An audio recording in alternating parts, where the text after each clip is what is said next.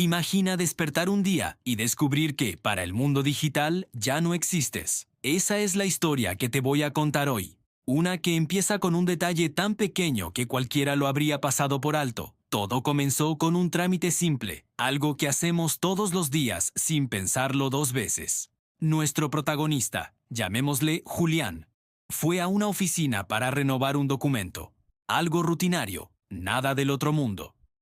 Pero cuando el funcionario ingresó sus datos en el sistema, la pantalla devolvió un mensaje de error. No se encontraron registros. Julián pensó que era un fallo técnico, un simple problema temporal. A veces la tecnología falla, ¿no? Le pidieron que volviera otro día. Y así lo hizo. Regresó a la semana siguiente, con la misma paciencia, pero el resultado fue idéntico. No aparecía. El funcionario, un poco más preocupado esta vez, revisó sus documentos físicos. Todo estaba en orden. El nombre era correcto. La fecha de nacimiento coincidía. Todos los datos estaban completos y eran correctos. Aún así, el sistema no respondía. Era como si Julián, al menos para esa base de datos, nunca hubiera existido. Nadie supo darle una explicación lógica. Le sugirieron volver más tarde, quizá intentar en otra sucursal. Y así lo hizo. Empezó un peregrinaje por distintas oficinas, pero la respuesta era siempre la misma. Su identidad digital se estaba desvaneciendo. Movido por una mezcla de curiosidad y una creciente inquietud, Julián decidió investigar por su cuenta. Si los sistemas modernos no lo reconocían, ¿qué pasaría con los registros más antiguos? Fue a bibliotecas, revisó archivos municipales, buscó en registros antiguos de papel y exploró archivos digitales que llevaban años sin actualizarse. Lo que descubrió fue aún más desconcertante. Algunos datos sí estaban. Su nombre aparecía en una lista de estudiantes de su antigua escuela, por ejemplo, pero en el registro de graduados de esa misma escuela ya no estaba. Su partida de nacimiento existía en un archivo físico, pero la versión digitalizada, que era la que se usaba para todos los trámites, había desaparecido. Era como si alguien o algo estuviera borrando partes de su existencia. No todo a la vez, sino solo lo suficiente para crear inconsistencias, para sembrar la duda. Lo más extraño es que su vida física seguía intacta. Sus fotos seguían en los álbumes familiares. Sus amigos y vecinos lo reconocían. Podían hablar con él, escucharlo, compartir un café. Pero para los sistemas, para las máquinas que gobiernan nuestra vida moderna, era invisible. No lo detectaban, no lo validaban, no lo confirmaban. Era un fantasma en la máquina. Al principio, intentó luchar contra ello. Pasó meses presentando quejas, llenando formularios, explicando su situación a docenas de personas que lo miraban con una mezcla de incredulidad y lástima. Pero era como intentar agarrar humo con las manos. ¿Cómo demuestras que existes cuando las pruebas de tu existencia son precisamente las que han desaparecido? Con el tiempo, el cansancio superó a la frustración. Dejó de insistir. Se dio cuenta de que seguir luchando era inútil y agotador, así que aprendió a vivir así en los márgenes del sistema, sin registros claros, sin comprobantes oficiales, sin una identidad digital que lo respaldara. No fue una elección, fue una adaptación forzada. Y sorprendentemente, funcionaba. Podía comprar en efectivo, trabajar en proyectos informales, moverse por la ciudad sin mayores problemas. Todo iba bien. Siempre y cuando nadie preguntara demasiado, mientras nadie intentara buscar su nombre en profundidad. Vivía en una especie de limbo, presente para los humanos, ausente para los algoritmos. Una existencia frágil que dependía de no llamar la atención. Pasaron los años y Julián se había acostumbrado a su peculiar anonimato. Pero un día notó algo nuevo, algo que lo heló por dentro. Empezó a darse cuenta de que las personas, sus amigos de toda la vida, sus vecinos, tardaban un poco más en reconocerlo. A veces, al cruzarse con él en la calle, dudaban un instante antes de saludarlo.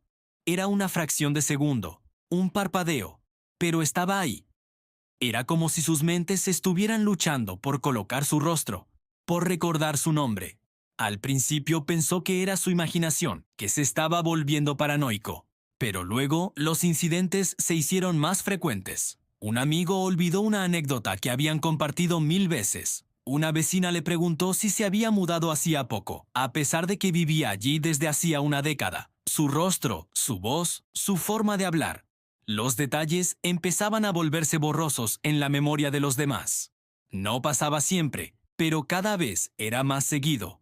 Poco a poco, su presencia en el mundo físico también comenzaba a desvanecerse, siguiendo el mismo camino que su identidad digital. Fue entonces cuando el verdadero pánico se apoderó de él. Ser invisible para las máquinas era una cosa, pero ¿ser invisible para las personas? Eso era otra historia. Decidió que no podía dejar que esto sucediera sin hacer nada. Tenía que entenderlo. Empezó a documentar todo. Compró un cuaderno y comenzó a escribir notas detalladas. Fechas, conversaciones, los pequeños cambios que notaba. Anotaba cuando alguien dudaba al saludarlo, cuando olvidaban un detalle sobre él. Registraba cada pequeño desliz de la memoria colectiva. Y al cabo de unos meses, al revisar sus notas, descubrió un patrón aterrador. Había una correlación directa. Cuanto menos aparecía en los registros oficiales y digitales, menos firme era su recuerdo en la mente de las personas que lo rodeaban. Era como si ambas cosas estuvieran intrínsecamente conectadas, como si nuestra memoria, nuestra capacidad para recordar a alguien, dependiera de alguna manera de la confirmación externa que proporcionan los sistemas.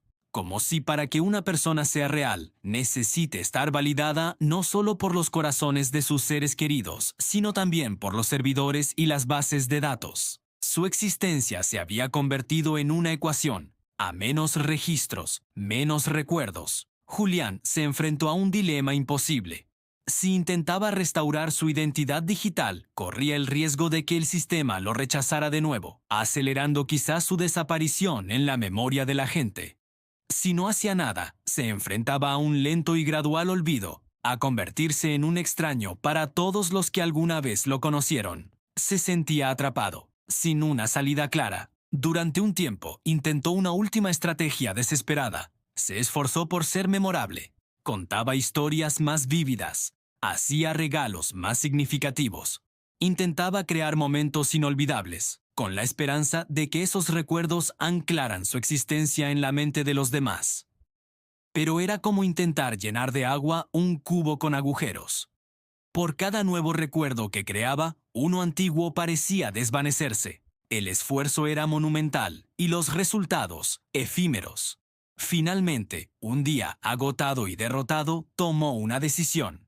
Dejó de intentarlo. Dejó de comprobar los registros, dejó de explicar su situación, dejó de luchar por ser recordado.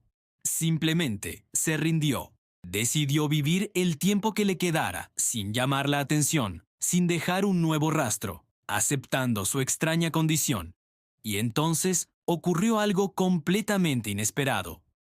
En el momento en que dejó de luchar, en el instante en que aceptó su invisibilidad, algo cambió. Las dudas en los ojos de la gente comenzaron a desaparecer. Las conversaciones volvieron a fluir con naturalidad. Los recuerdos de sus amigos y familiares se estabilizaron. Era como si el mundo, o el extraño sistema que lo regía, prefiriera su discreción. Como si al dejar de intentar forzar su existencia en los registros, hubiera encontrado un equilibrio. Al no generar nuevos datos, al no crear nuevas interacciones con el sistema, había dejado de ser una anomalía que necesitaba ser corregida o borrada. Se había convertido en parte del paisaje, una presencia tranquila que ya no activaba ninguna alarma. Su existencia se había vuelto analógica en un mundo digital. Hoy, Julián sigue ahí. Vive una vida aparentemente normal. Habla con la gente, camina por lugares comunes, disfruta de las pequeñas cosas. Pero hay algo que evita a toda costa. Nunca, bajo ninguna circunstancia, vuelve a revisar un registro oficial. Nunca pregunta si su nombre aparece en alguna lista. Nunca intenta verificar su existencia digital. Porque en su extraño viaje, aprendió una lección profunda y paradójica. A veces, para poder seguir existiendo, la mejor estrategia es existir un poco menos. A veces, la forma más segura de no ser borrado es volverse casi invisible. Gracias por acompañarme en esta historia. Si te ha hecho pensar, no olvides suscribirte para más relatos como este.